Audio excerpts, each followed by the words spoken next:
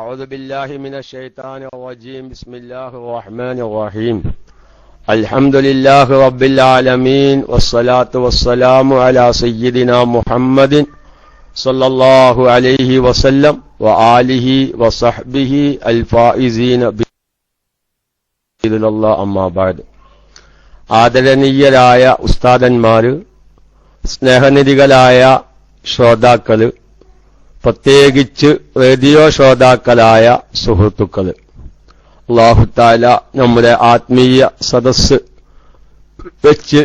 ആത്മീയമായ സദസ്സിൽ വെച്ച് നാം ചൊല്ലിയതും കേട്ടതും ദുആ ചെയ്തതും എല്ലാം അല്ലാഹു സ്വീകരിക്കുമാറാവട്ടെ. ഒരുപാട് മുഅ്മിനീങ്ങൾ ദുആ കൊണ്ട് പല കാര്യങ്ങളും വെച്ച് ദുആ ചെയ്യാൻ പറഞ്ഞിട്ടുണ്ട്. എല്ലാവർക്കും വേണ്ടിയും എന്നും സക്കാഫി ഉസ്താദ് ദുആ ചെയ്തിട്ടുണ്ട്. അല്ലാഹു നമ്മുടെ ദുആയിനെയും ഞാൻ പറഞ്ഞ ആമീനെയും അല്ലാഹു സ്വീകരിക്കുമാറാവട്ടെ. പിന്നെ പ്രത്യേകം ഒരു കാര്യം അറിയിക്കാനുള്ളത്, ഇന്നലെ നമ്മുടെ വളാഞ്ചേരി അടുത്ത് കഞ്ഞിപ്പുര ഭാഗത്തുള്ള അബ്ദുൽ കരീം എന്ന ഹബീബ് നമ്മുടെ KMIC-യിൽ പേരോദ് ഉസ്താദിന്റെ സീഡി വെച്ചപ്പോ ഗർഭം ധരിക്കാനുള്ള ഒരു ആയത്തും സലാത്തും കേട്ടു.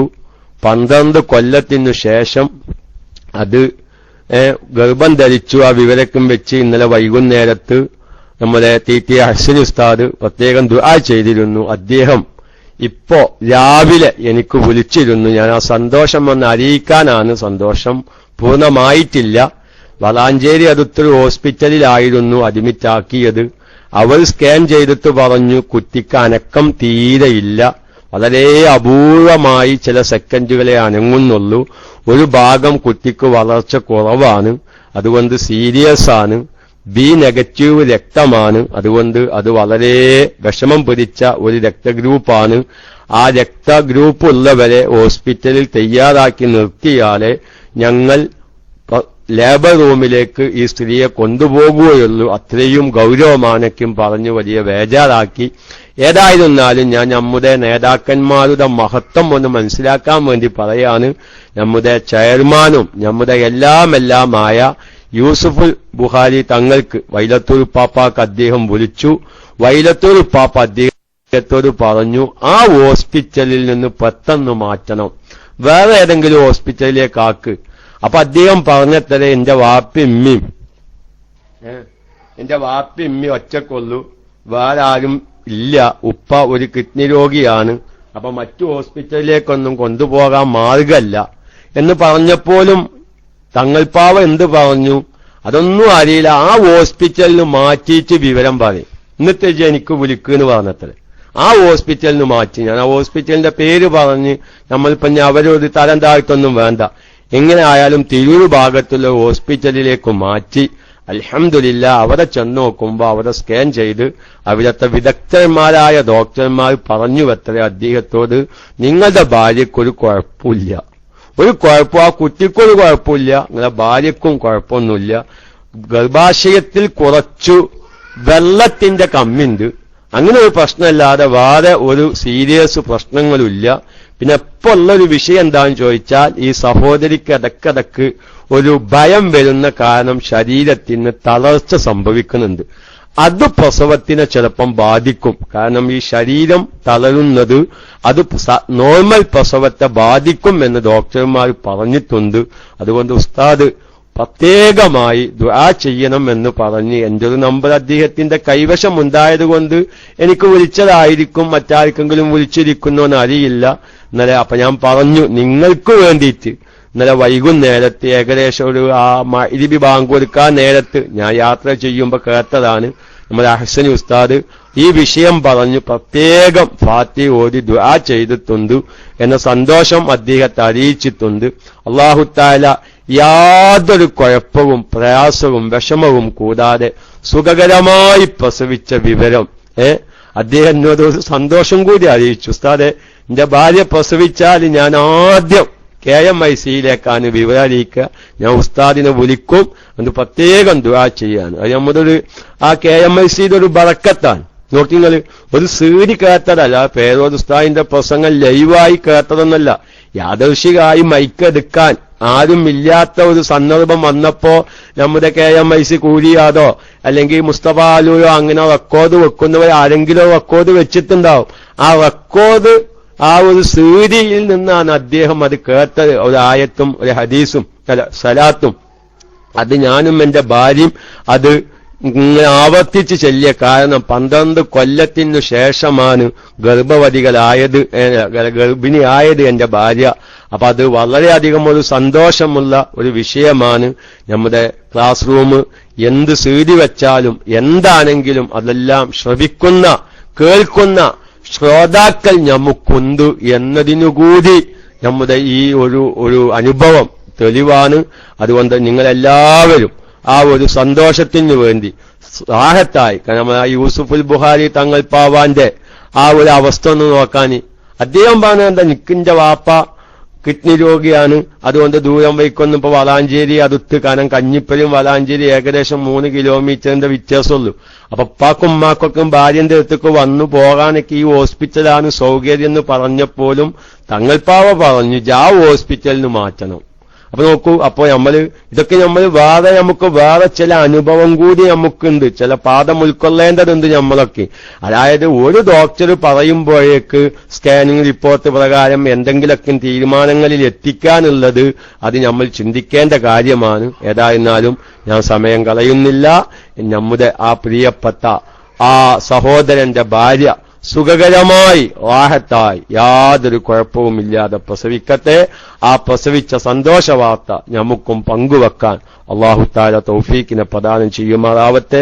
അസ്ഹാബുൽ ബദരീങ്ങളുടെ ബറക്കത്ത് കൊണ്ട്, ഞാൻ ചൊല്ലിയ മൗലിദിന്റെ ബറക്കത്ത് കൊണ്ട്, തവസ്സുൽ ബൈത്തിന്റെ ബറക്കത്ത് കൊണ്ട്, ഈ മാസത്തിൽ വഫാത്തായി പോയ ഇമാം ഷാഫിഈ റളിയല്ലാഹു തആല അൻഹു, ഇമാം നവവി റളിയല്ലാഹു തആല അൻഹു, ഇബ്നു ഹജറുൽ ഹൈതമിൽ മക്കി റളിയല്ലാഹു അൻഹു, മഹാനായ ഇംബിച്ചാലി ഉസ്താദ്, മഹാനായ സുൽത്താനുൽ ഹിന്ദ് ഖാജ മുഈനുദ്ദീൻ ചിശ്തിയിൽ അജ്മീരി ഖദ്ദസല്ലാഹു സുറഹുൽ അസീസ്, അങ്ങനെ പല മഹാരഥന്മാരും വഫാത്തായിപ്പോയ ഈ വിശുദ്ധമായ മാസത്തിന്റെ ബറക്കത്ത് കൊണ്ട്, ആ മഹാന്മാരുടെ ഹക്ക് ജാഹു ബറക്കത്ത് കൊണ്ട് അല്ലാഹു അവരിലും നമ്മളുമായി ബന്ധപ്പെട്ടവരിലുമുള്ള എല്ലാവിധ വിഷമങ്ങളും പ്രയാസങ്ങളും ദൂരീകരിച്ച് ഈ ദുന്യവിയായ ജീവിതം സന്തോഷത്തിലും ഇസ്സത്തിലുമാക്കി ഈ ദുന്യാവിൽ നിന്ന് ബർസഖിയായ ലോകത്തേക്ക് നീങ്ങുമ്പോൾ അത് സന്തോഷത്തോടുകൂടി ആത്മീയ നേതാക്കന്മാരുടെ മയ്യത്ത് നിസ്കാരവും അവരുടെ തൽക്കീൻ ചൊല്ലിത്തരലും അവരുടെ തസ്ബീത്ത് ചൊല്ലിത്തരലും ആത്മാർത്ഥമായി ഖബറിൽ നിന്ന് ഒരുപാട് സുന്നത്ത് ജമാഅത്തിന്റെ പ്രവർത്തകർ നമുക്ക് വേണ്ടി ദുആ ചെയ്യുന്ന രൂപത്തിൽ ആ ഖബറിലേക്ക് പോവാൻ അല്ലാഹു നമുക്കെല്ലാവർക്കും തൗഫീഖിനെ പ്രദാനം ചെയ്യുമാറാവട്ടെ എന്ന് ദുആ ചെയ്ത് എന്റെ പ്രിയപ്പെട്ട സഹോദരന്മാരോടും എന്റെ ശബ്ദം ശ്രവിക്കുന്ന, പ്രത്യേകിച്ച് ചൊവ്വാഴ്ചകളുടെ ക്ലാസ്സൊക്കെയും പ്രത്യേകം ശ്രദ്ധിക്കുന്ന എന്നും സഖാഫിക്ക് അറിയിച്ചതുപോലെ പലവരും അറിയിക്കാറുണ്ട്. ഒരുപാട് സഹോദരിമാര് പല ബൂതുകളിലും ഇരുന്ന് കാര്യങ്ങൾ മനസ്സിലാക്കി അവനവന്റെ ജീവിതത്തിൽ വന്നുപോയ മസ്അലയുടെ വിവരമില്ലായ്മ കാരണം സംഭവിച്ചുപോയ തെറ്റുകളെക്കുറിച്ച് നല്ലവണ്ണം കരഞ്ഞ്, അല്ലാഹുവേ ഇനിയുള്ള ജീവിതത്തിൽ ഇത്തരം തെറ്റുകളൊന്നും ഞങ്ങളിൽ ആവർത്തിക്കാതിരിക്കാൻ തൗഫീഖ് നൽകണേ എന്ന് ആത്മാർത്ഥമായി ദുആ ചെയ്യുന്നതിനോടൊപ്പം ഈ ക്ലാസ് റൂമിന്റെ പ്രവർത്തകന്മാർക്ക് വേണ്ടി, ഈ ക്ലാസ് റൂമിലുള്ള ഉസ്താദന്മാർക്ക് വേണ്ടി ദുആ ചെയ്യുന്ന ഒരുപാട് സഹോദരിമാര് ലോകത്തിന്റെ വിവിധങ്ങളായ ഭാഗങ്ങളിലുണ്ട്. അല്ലാഹു തആല അവരെ ഒന്നും കാണാൻ, അതല്ലെങ്കിൽ ഇതിന്റെ ശ്രോതാക്കളെ ഈ ദുന്യാവിൽ നിന്ന് ഒരുമിച്ച് കൂടി കാണാൻ തൗഫീഖ് ഉണ്ടാകുമെന്ന് എനിക്കേതായാലും അഭിപ്രായമില്ല. അല്ലാഹു തആല സ്വർഗീയ ലോകത്ത് വെച്ച് ഈ ക്ലാസ് റൂമിന്റെ മുഴുവൻ ശ്രോതാക്കളെയും ഒന്ന് കണ്ടുമുട്ടാൻ, ആ സ്വർഗീയ ലോകത്ത് വെച്ചൊന്ന് ആനന്ദിക്കാൻ അല്ലാഹു നമുക്കെല്ലാവർക്കും ഭാഗ്യം പ്രദാനം ചെയ്യുമാറാവട്ടെ എന്ന് ആത്മാർത്ഥമായി ദുആ ചെയ്ത് എന്റെ പ്രിയപ്പെട്ട സഹോദരന്മാരോട് എനിക്ക് പറയാനുള്ളത്, നമ്മുടെ ജീവിതത്തിൽ ഭൗതികമായ ജീവിതത്തിലെ 95% ഗൾഫിലാണ് ഇന്ന് പലവരും ചെലവഴിക്കുന്നത്. ഈ ചെലവഴിച്ചതെല്ലാം നമുക്ക് വേണ്ടി മാത്രമല്ല. ഞാനൊരു ഏക ശരീരം ഒറ്റക്കാണെങ്കിൽ ഇത്ര കാലം ഗൾഫിലൊന്നും എനിക്ക് ജീവിക്കേണ്ട ആവശ്യം ഇല്ല. ഞാൻ എന്നൊരു ഗൾഫുകാരനായി സങ്കല്പിച്ച് പറയുകയാണ്. പക്ഷേ ഒരുപാട് മുഅ്മിനീങ്ങൾ തലനരച്ച് ആരോഗ്യം നഷ്ടപ്പെട്ട് അതുപോലെ തന്നെ ഒരുപാട് രോഗങ്ങളുടെ അടിമയായി ഗൾഫ് രാജ്യത്ത് ജീവിക്കുന്നത് അവനവന്റെ മക്കളെ ആലോചിച്ചിട്ടാണ്, അവനവന്റെ ഭാര്യന്മാരെ ആലോചിച്ചിട്ടാണ്. ഭാര്യയ്ക്ക് അനുയോജ്യമായൊരു വീട് വേണം, മക്കൾക്ക് അനുയോജ്യമായൊരു വീട് വേണം. ഇതാ വർഷക്കാലം വരുന്നു, എത്രയോ മുഅ്മിനീങ്ങള് കരയുന്നവരുണ്ട്. മഴ വരുന്നതിന്റെ പേരിലല്ല, കാരണം മഴ പെയ്താൽ ചോർച്ചയില്ലാതെ രാത്രി സമയത്ത് ദേഹത്തിലേക്ക് വെള്ളം വീഴാതെ തന്റെ കുഞ്ഞുങ്ങളുമായി ഒന്ന് കിടന്നുറങ്ങാനുള്ള ഒരു ഇരിപ്പിടം അല്ലെങ്കിൽ ഒരു കിടപ്പിടമില്ലാത്ത ഒരുപാട് മുഅ്മിനീങ്ങൾ ഗൾഫ് രാജ്യത്ത് ഇന്നും ജോലി ചെയ്യുന്നുണ്ട്. ഞാൻ പറയുന്നത് ഇതിനൊക്കെയും കാരണമെന്താ? അവനവന്റെ കുടുംബമാണ്. പക്ഷേ ഈ ദുനിയാവ് ഇന്നല്ലെങ്കിൽ നാളെ നമുക്ക് അവസാനിച്ചേക്കാം. അതല്ലെങ്കിൽ നമ്മുടെ 70 80 വയസ്സിനു ശേഷം ഈ ദുനിയാവ് അവസാനിച്ചേക്കാം. ഇത്രയും കാലം ഞാൻ രോഗിയായത്, എന്റെ തല നരച്ചത്, എന്റെ താടി നരച്ചത്,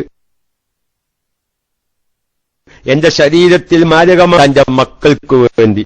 പ്രിയപ്പെട്ടവരെ, ആ പ്രിയപ്പെട്ട ഭാര്യ മസ്അല അറിയാത്തതിന്റെ പേരിൽ എത്ര വഖ്ത് നിസ്കാരങ്ങൾ അവൾക്ക് ഖളാ ആയി പോയിട്ടുണ്ടാകും. നാലാഖിറത്തിൽ അവനുമായി സ്വർഗത്തിലേക്ക് പോവാൻ ആഗ്രഹിച്ച് നാളെ മഅ്ശറ ലോകത്ത് ചെല്ലുമ്പോൾ അവ്വലു മാ യുഹാസബു ബിഹിൽ അബ്ദു യൗമൽ ഖിയാമത്തി അസ്സലാ, ആദ്യമായി കർമ്മപരമായ കാര്യങ്ങളിൽ, അനുഷ്ഠാനപരമായ കാര്യങ്ങളിൽ ആദ്യമായി റബ്ബ് തആല ചോദ്യം ചെയ്യപ്പെടുന്നത് അസ്സലാ, നിസ്കാരത്തെക്കുറിച്ചാണ്. മുഅ്മിനീങ്ങളെ, പ്രിയപ്പെട്ട സഹോദരി, നിസ്കാരത്തെക്കുറിച്ചാണ് ഫസ്റ്റിലെ ചോദ്യം നടക്കുന്നത്. ആ ഫസ്റ്റിലെ ചോദ്യം തകരാറായാൽ, അത് പാളിപ്പോയാൽ, അതിനു വ്യക്തമായ മറുപടി പറയാൻ സാധിക്കാത്തൊരു സാഹചര്യം നമുക്ക് ആ ഭയാനകമായ മഅ്ശറ ലോകത്ത് സംഭവിച്ചാൽ അവിടെ നിന്നുള്ള കാൽവെപ്പുകളൊക്കെയും പിഴച്ചു പോകുകയാണ്. അതുകൊണ്ട് എന്റെ പ്രിയപ്പെട്ട സഹോദരിമാര്, പ്രസവരക്തം സംബന്ധമായി എത്രയോ മസ്അലകൾ അറിയാതെ പല സഹോദരിമാരും പല അബദ്ധത്തിലും കുടുങ്ങുന്നുണ്ട്. എന്റെ പ്രിയപ്പെട്ട സഹോദരിമാര് ചിലപ്പം പ്രസവിക്കും കഴിഞ്ഞവരായിരിക്കാം, അല്ലെങ്കിൽ ഇനി പ്രസവിക്കില്ല എന്നറിഞ്ഞവരായിരിക്കാം. പക്ഷേ ഞാൻ പറയുന്നു, ഞാൻ വ്യക്തമായി ആധികാരികമായി തന്നെ പറയുന്നു, ഞാനിനി ആ മസ്അലൊന്നും ശ്രദ്ധിക്കേണ്ട ആവശ്യമില്ല. കാരണം എന്റെ പ്രസവത്തിന്റെ കാലാവധിയൊക്കെ കഴിഞ്ഞിരിക്കുന്നു, എന്റെ ഗർഭപാത്രം തന്നെ എടുത്തൊഴിവാക്കിയിരിക്കുന്നു ഓരോ രോഗങ്ങൾ കാരണം. ഇനി ഞാൻ പ്രസവിക്കൊന്നുമില്ല, അതുകൊണ്ട് എനിക്ക് ഞാൻ രക്തത്തിന്റെ മസ്അലൊന്നും പഠിക്കേണ്ട. പോരാ, തന്റെ ജീവിതത്തിൽ പ്രസവിച്ച് കിടന്ന രംഗങ്ങളുണ്ടായിട്ടുണ്ട്. തന്റെ ജീവിതത്തിൽ പ്രസവിച്ച് ഞാൻ 6 പ്രസവിച്ചിട്ടുണ്ട്, ഞാൻ 5 പ്രസവിച്ചവരാണ്, ഞാൻ 4 പ്രസവിച്ചവരാണ്. അന്നൊന്നും ഈ മസ്അല എനിക്ക് അറിഞ്ഞിരുന്നില്ല. അത് കാരണം എന്റെ നിസ്കാരങ്ങൾ പലതും എനിക്ക് ഖളാ ആയിപ്പോയിട്ടുണ്ട്. അതുകൊണ്ട് ഞാൻ ഖളാ വീട്ടത്തെ. എന്റെ പ്രിയപ്പെട്ട സഹോദരിമാർക്ക് സംശയമുണ്ടാവും. 60 വയസ്സായ 70 വയസ്സായ സഹോദരിമാരിത് കേൾക്കുമ്പോൾ, ഞങ്ങള് എത്രയോ കാലം മുന്നേ പ്രസവിച്ച് കഴിഞ്ഞതാണ്, അക്കാലത്ത് ഞാൻ അങ്ങനെയല്ല ഈ മസ്അല കൈകാര്യം ചെയ്തിട്ടുള്ളത്, അതുകൊണ്ട് ഞാൻ എന്റെ കണ്ണ് അബദ്ധം സംഭവിച്ചിട്ടുണ്ട് എന്ന് നിങ്ങൾക്ക് ബോധ്യമുണ്ടായിട്ടുണ്ടെങ്കിൽ, നിങ്ങൾക്ക് ബോധ്യപ്പെടുന്നുവെങ്കിൽ, ഞാൻ എന്റെ പ്രിയപ്പെട്ട സഹോദരിമാരോട് പറയുന്നു, ആ നിസ്കാരം ഖളാ വീട്ടൽ നിർബന്ധമാകും. എന്റെ പ്രിയപ്പെട്ട സഹോദരന്മാരോട് ഞാൻ പറയുന്നു, ഞാൻ ഇത്രയും കാലം ഗൾഫിൽ രോഗികളായി ജീവിക്കുന്നത് തന്റെ പ്രിയപ്പെട്ട ഭാര്യയെ ആലോചിച്ചിട്ടാണ്. ആ ഭാര്യയെ നാളെ സ്വർഗീയ ലോകത്തിലേക്ക് കൊണ്ടുപോകണമെങ്കിൽ, നമുക്ക് നാളെ സ്വർഗീയ ലോകത്തിലേക്ക് കടക്കണമെങ്കിൽ, ആ ഭാര്യയ്ക്ക് പഠിപ്പിക്കൽ നിർബന്ധമായ എല്ലാ മസ്അലകളും പഠിപ്പിക്കല് ഭർത്താവിന് നിർബന്ധമാണ്. ഫിഖിന്റെ ഗ്രന്ഥങ്ങളൊക്കെയും വളരെ വ്യക്തമായി അക്കാര്യം പണ്ഡിതന്മാർ വളരെ വ്യക്തമായി പറയുന്നുണ്ട്. കാരണം ഈ ഇത്തരം നിർബന്ധമായ മസ്അലകളൊക്കെയും പുരുഷന്മാരാണ് സ്ത്രീകൾക്ക് പഠിപ്പിക്കേണ്ടത് എന്ന കാര്യം ഉണർത്തി ഞാൻ ചില മസ്അലകളിലേക്ക് പ്രവേശിക്കാം. ഞാൻ എന്റെ പ്രിയപ്പെട്ട പുരുഷന്മാരോടും പറയുന്നു, വിവരമില്ലായ്മ കാരണം നമ്മുടെ ജീവിതത്തിൽ ഖളാ ആയിപ്പോയ നിസ്കാരം. ഞാൻ ഈ വിഷയം ഇത്രയും ഗൗരവത്തിൽ പറയാൻ കാരണം വിശുദ്ധമായ റജബ് അത് തൗബയുടെ മാസമാണ്. തൗബയുടെ മാസം. തൗബ എന്ന് പറഞ്ഞാൽ കുറെ ദുആ ചെയ്യലല്ല, തന്റെ ജീവിതത്തിൽ വന്നുപോയ തെറ്റുകുറ്റങ്ങൾക്ക് പരിഹാരം കാണലാണ്. തന്റെ ജീവിതത്തിൽ അറിയാതെ കള ആയിപ്പോയ നിസ്കാരങ്ങൾ, കള ആയിപ്പോയ നോമ്പ്, അതുപോലെ തന്നെ വിവരമില്ലായ്മ കാരണം കള ആയിപ്പോയ നിസ്കാരങ്ങൾ, ഒഴിഞ്ഞുപോയ നിസ്കാരങ്ങൾ, ഇതൊക്കെയും കഴിവിന്റെ പരമാവധി കള വീട്ടാൻ തയ്യാറാവണം. അത് തൗബയുടെ ഒരു ഭാഗമാണ്. എന്റെ പ്രിയപ്പെട്ട ചില സാധാരണക്കാർക്കുള്ള ഒരു സംശയമുണ്ട്. ഉസ്താദേ, കുറെ നിസ്കാരങ്ങൾ കള ആയി പോയിട്ടുണ്ട്, എത്രയാണെന്ന് അറിയില്ല, എന്തു ചെയ്യും എന്നന്വേഷിക്കുന്ന ഒരു വിഭാഗം മുഅ്മിനീങ്ങളുണ്ട്. അത്തരം മുഅ്മിനീങ്ങളോട് ഞാൻ പറയുന്നു, അതിന്റെ ഇസ്ലാമിക വിധി, നമ്മൾ കുറെ നിസ്കാരങ്ങൾ അങ്ങനെ കള വീട്ടുക, അങ്ങനെ ഏകദേശം നമ്മുടെ മനസ്സിലൊരു തോന്നൽ വരും, ഇനി കള ഉണ്ടാവൂല എന്നുള്ള മനസ്സിലേക്ക് അങ്ങനെ ഒരു തോന്നൽ വരുമല്ലോ. കാരണം കുറെ നമ്മളിങ്ങനെ ആലോചിച്ച് എന്റെ ജീവിതത്തിൽ എനിക്ക് കള ആയി പോവാൻ സാധ്യതയുള്ള ളുഹ്ർ നിസ്കാരങ്ങൾ, അസ്ർ നിസ്കാരങ്ങൾ, സുബഹി നിസ്കാരങ്ങൾ, അങ്ങനെ കുറെ നിസ്കാരങ്ങൾ ആലോചിച്ചപ്പോ ഏകദേശം ഇത്രയുണ്ടാവും. അങ്ങനെ അവൻ കുറെ കള വീട്ടി അവന്റെ മനസ്സിൽ തന്നെ ഒരു റാഹത്തായി. ഇനി എന്റെ ജീവിതത്തിൽ നിസ്കാരങ്ങൾ കള ഉണ്ടാവാൻ സാധ്യതയില്ല, ഒരു മനസ്സിനൊരു തുമഇനീനത്ത് കിട്ടുമല്ലോ, ഒരു കൽബറപ്പ് കിട്ടുന്ന ഒരു സമയം വരും. അത്രയും സമയ നിസ്കാരം കള വീട്ടുക. ചിലപ്പം നമുക്ക് കള ആയി പോയതിനേക്കാൾ അധികം കള നമ്മൾ നിസ്കരിച്ചിട്ടുണ്ടാവും, കുഴപ്പമില്ല. ചിലപ്പം കള വീട്ടാൻ ഇനിയും ഒക്കത്തുകൾ ബാക്കിയുണ്ടാകും, അതിനും കുഴപ്പമില്ല. അത് നമ്മുടെ ആ തൗബ. കാരണം കഴിവിന്റെ പരമാവധി നമ്മുടെ മനസ്സ് പറയുന്ന രൂപത്തിൽ ഇനി കള ഉണ്ടാകുകയില്ല എന്ന് തോന്നുന്ന അത്രയും രൂപത്തിൽ നമ്മുടെ മനസ്സ് പറയുന്നത് പോലെ കള വീട്ടിയതുകൊണ്ട് ഞാൻ അതൊരു തൗബയുടെ ഭാഗമായി. ചിലപ്പം ഒരു വഖ്തോ അല്ലെങ്കിൽ 5 വഖ്തോ ഇനിയും ചിലപ്പം അറിയാത്തതിന്റെ പേരിൽ കള വീട്ടാനുണ്ടാകും. പക്ഷേ അല്ലാഹു തആല ഗഫൂറാണ്, അല്ലാഹു തആല റഹീമാണ്, അല്ലാഹു തആല തവ്വാബാണ്. അവൻ തൗബ സ്വീകരിക്കുന്നവനാണ്, അവൻ കരുണയുള്ളവനാണ്, അവൻ അഫൂവാണ്, മാപ്പ് ചെയ്യുന്നവനാണ്. നമ്മുടെ മനസ്സിലെ അഗാധമായ ആ ഒരു ഖേദം എന്റെ ജീവിതത്തിൽ വന്നുപോയല്ലോ, കഴിവിന്റെ പരമാവധി ഞാൻ കള വീട്ടിയല്ലോ എന്നുള്ള അഗാധമായ ദുഃഖം, അത്തൗബത്തു അന്നദം, അതാണ് തൗബ. ആ മനസ്സിന്റെ അടിത്തട്ടിൽ നിന്ന് വരുന്ന ആ ദുഃഖം, ആ ദുഃഖത്തിന്റെ കാരണത്താൽ ആ കണ്ണിൽ നിന്ന് വരുന്ന കണ്ണുനീർ, അതാണ് തൗബ.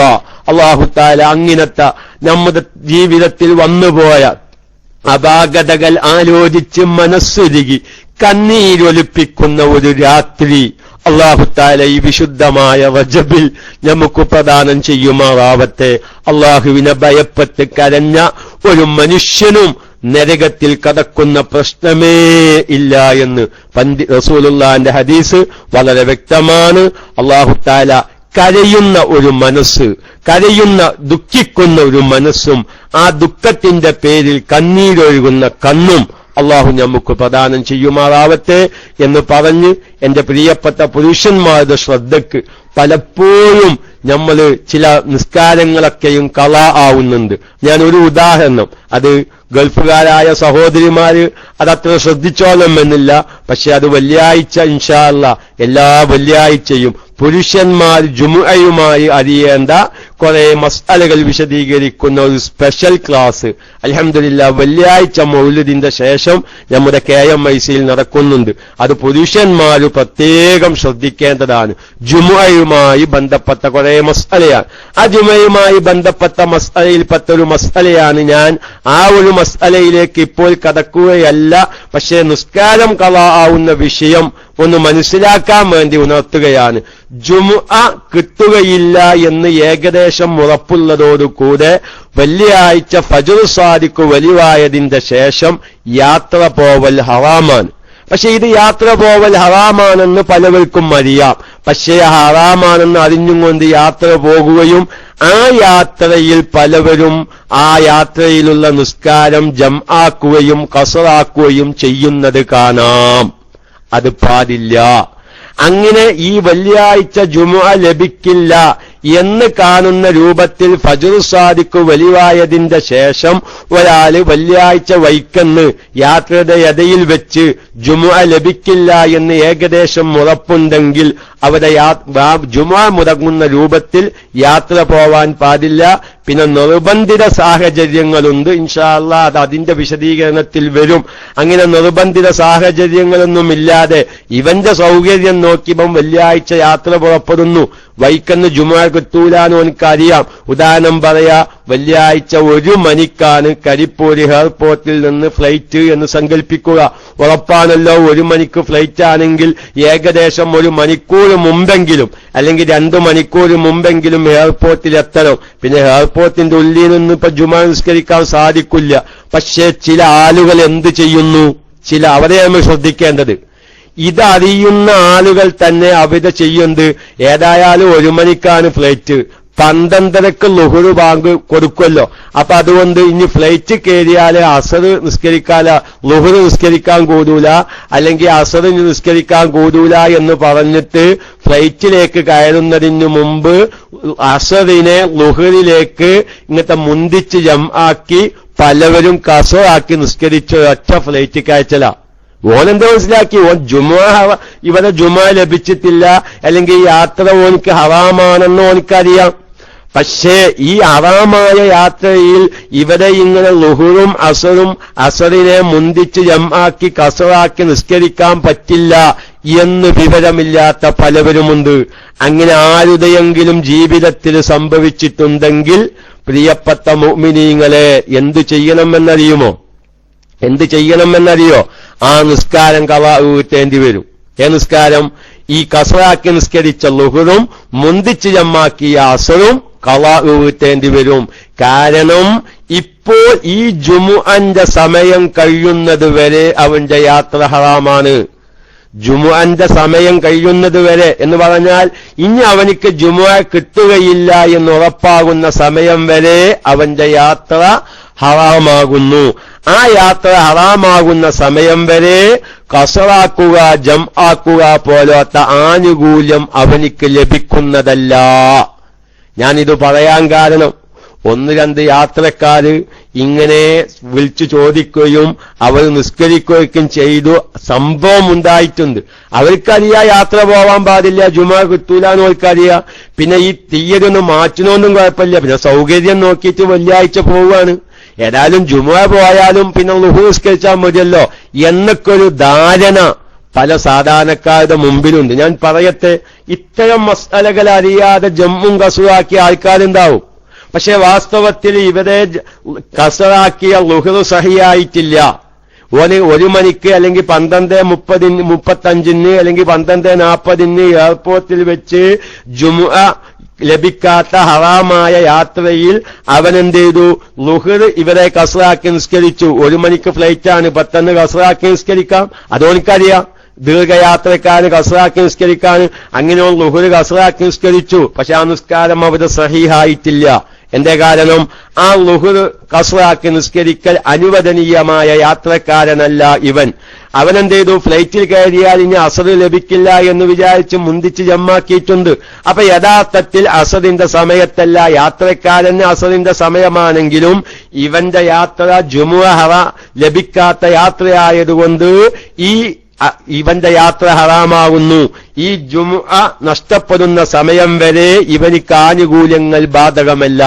ഞാനത് പുരുഷന്മാരും ശ്രദ്ധിക്കാൻ വേണ്ടി, നമ്മളെ ജീവിതത്തിൽ നമ്മളിങ്ങനെ ഒരു മനസ്സമാധാനത്തിൽ ഇരിക്കുന്നുണ്ടാവും. എനിക്കൊരാളെ ഹക്കുന്റെ മേത്തില്ല, എനിക്കൊറ്റ നിസ്കാരം ഖളാ ഇല്ല. പക്ഷേ മസ്അല അറിയാതെ